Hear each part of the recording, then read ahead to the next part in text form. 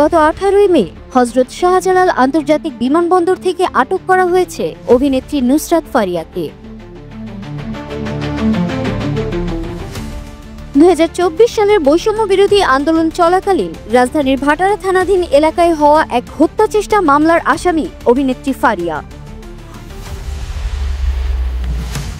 অভিনেত্রী ছাড়াও শোবিজের আরও 16 জন তারকাকে এ মামলায় আসামি করা হয়েছে।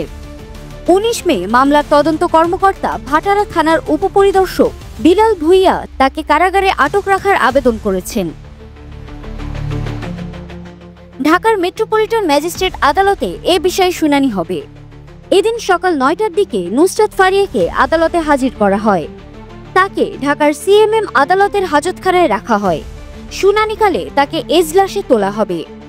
একই সঙ্গে তার জামিন শুনানির জন্য আগামী 22 মে ধার্য করা হয়েছে। এদিকে নুসরাত ফারিয়ার গ্রেফতারকে কেন্দ্র করে ফুঁসে উঠেছে মিডিয়া পাড়া। নুসরাত ফারিয়ার পক্ষে কথা বলছেন তারকারা। অভিনেতা খায়রুল বাশার ফেসবুকে লিখেছেন, উনি অভিনেত্রী, ওনার কাজ অভিনয় করা। কোনো গল্পে যে চরিত্রটা পাবেন সে চরিত্রের যথাযথ প্রকাশ সে করবেন, এই ওনার কাজ।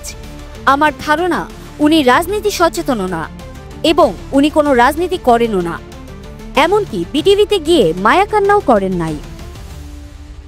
খায়রুল বাশারের ধারণা, মুজিব একটি জাতির রূপকার সিনেমায় শেখ হাসিনার চরিত্রে অভিনয় করার কারণে হেনস্থা করা হচ্ছে নুসরাত ফারিয়াকে। পোস্টে সে কথা উল্লেখ করে অভিনেতা লেখেন, ওই সিনেমায় অভিনয়ের জন্য সকলকেই অডিশনের জন্য ডাকা হয়েছিল। অনেকেই অডিশন দিয়েছেন, যারা অডিশন দিয়ে সিলেক্টেড হয়েছে তারাই অভিনয় করেছেন। এখানে কেউ রাজনীতি করতে চাননি।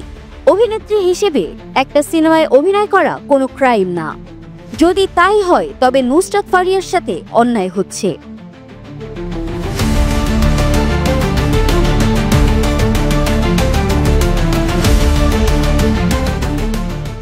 কাজী নওশবা আহমেদ তার পোস্টে ক্ষোভ প্রকাশ করে লিখেছেন, দমটা বন্ধ হয়ে যাচ্ছে আমার।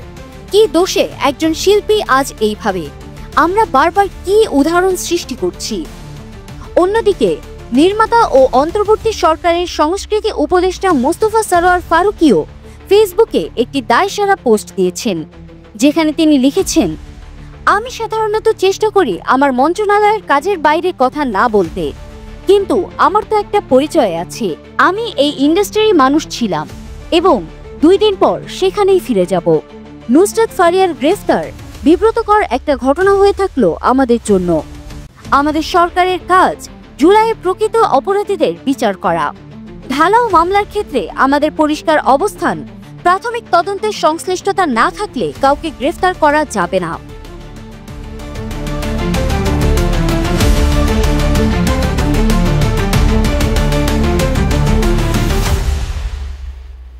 একটি স্বাধীন দেশে শিল্পীরা কেন প্রতিদিন হেনস্থার শিকার হচ্ছেন? এর শেষ কোথায়?